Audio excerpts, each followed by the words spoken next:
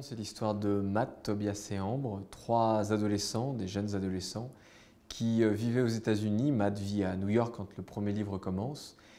Il y a une tempête assez terrible qui survient après Noël. Et au petit matin, Matt se réveille, il est seul dans son appartement, ses parents ont disparu. Il y a de la neige partout, les vitres ont explosé, la ville est déserte et très vite il est obligé de se débrouiller pour survivre dans cette ville abandonnée où il n'y a plus personne. Et au fur et à mesure des pages, il va vite découvrir qu'il n'est pas tout à fait seul. D'autres adolescents ont survécu. Il pense au début qu'il n'y a plus d'adultes. Et on va découvrir au fur et à mesure de la saga que ce n'est pas tout à fait le cas, que c'est un peu plus compliqué que ça. Et Autre Monde, c'est l'histoire d'un groupe d'adolescents qui se rassemblent pour survivre face à une nature devenue très hostile, très dangereuse. Et en même temps, face à des adultes, les cyniques, qui ont perdu la mémoire et qui obéissent à une reine un peu particulière, Malronce, qui cherche à les chasser pour des raisons que je ne vais pas dévoiler ici, que je laisse au lecteur le plaisir de la découvrir. Neverland, c'était le clin d'œil à Peter Pan, forcément. C'est une série Autre Monde où je m'amuse à truffer mon livre de clins d'œil. Quand on écrit une série fantastique, l'avantage c'est qu'on peut inventer les mots, les noms qu'on veut. Et je trouve que c'est toujours plus intéressant au milieu des inventions de mettre des clins d'œil à des références liées à la série. Moi, j'ai été marqué par Sa Majesté des Mouches de Golding, par Mark Twain, par Tolkien, Barjavel, Jules Verne et compagnie. Et j'ai voulu parsemer mon récit de tout un tas de références à ces auteurs. Et puis à un moment, forcément, il fallait parler un peu de Peter Pan, du mythe de Peter Pan.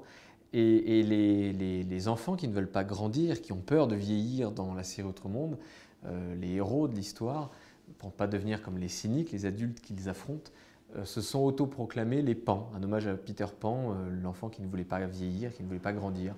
Et dans le 6e tome, ils vont découvrir un lieu un peu particulier, un grand château qui s'appelle Neverland. Les habitants de Neverland, des adolescents, ont décidé de l'appeler comme ça, parce que justement ils luttent contre les adultes eux aussi et que c'est leur havre de paix, c'est un lieu où ils se sentent protégés. C'est un château un peu mystérieux, un peu particulier, qui se situe quelque part en Allemagne, pas très loin de la France et de la Suisse. Et clairement, j'ai pris comme modèle, moi, le château de Louis II de Bavière, qui est le château qui avait inspiré Walt Disney pour faire le fameux grand château qu'on connaît dans le logo Walt Disney et dans les parcs d'attractions.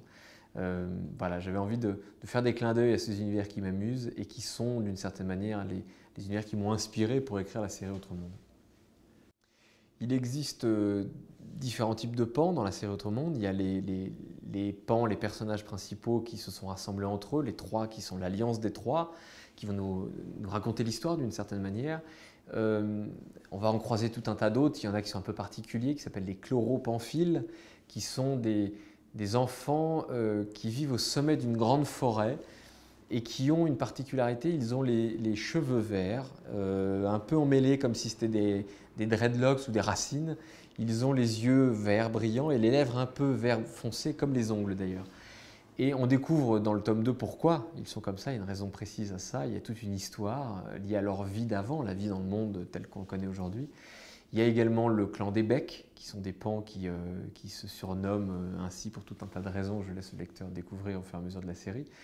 Et puis il y a également les rebelles, les fantômes en Europe, qui luttent contre la tyrannie des adultes en Europe aussi. L'idée d'Autre Monde, finalement, c'est de montrer ce que deviennent les adolescents quand ils se réunissent, quand ils sont livrés eux-mêmes à différents endroits du monde. Donc on a suivi les adolescents aux États-Unis dans les premiers tomes, puis en Europe dans la suite, et vous verrez où se clôt bientôt la saga. Il n'y aurait pas une bonne histoire d'aventure sans un bon méchant, et comme j'aime bien rajouter toujours un peu plus de péripéties quand on croit que c'est fini, il n'y a pas un mais plein de méchants dans ma série Autre Monde. Il y a dans un premier temps la reine Malronce qu'on va découvrir dès le tome 1, un peu dans le tome 1 et ensuite surtout dans le tome 2, qui est un personnage très particulier, qui a des raisons qu'on découvre très rapidement de chasser les héros. Il y a également une créature assez étrange qui s'appelle le Ropérodène, qui est une sorte de concentré de toutes nos peurs, là également qui a une raison d'être particulière. Il y a des personnages adultes comme le buveur d'innocence, qui est un très sale type, je crois qu'il faut le dire. On le découvre au fur et à mesure de la série et celui qu'on croit avoir finalement un petit rôle au début est en fait un des personnages les plus abjects et les plus présents parmi les méchants de la série. Et puis il y a d'autres créatures comme l'empereur Oz, bien sûr, qui est un clin d'œil au magicien d'Oz, cet homme qui finalement a un grand pouvoir à travers la parole, à travers l'illusion, mais qui n'en a pas tant que ça réellement.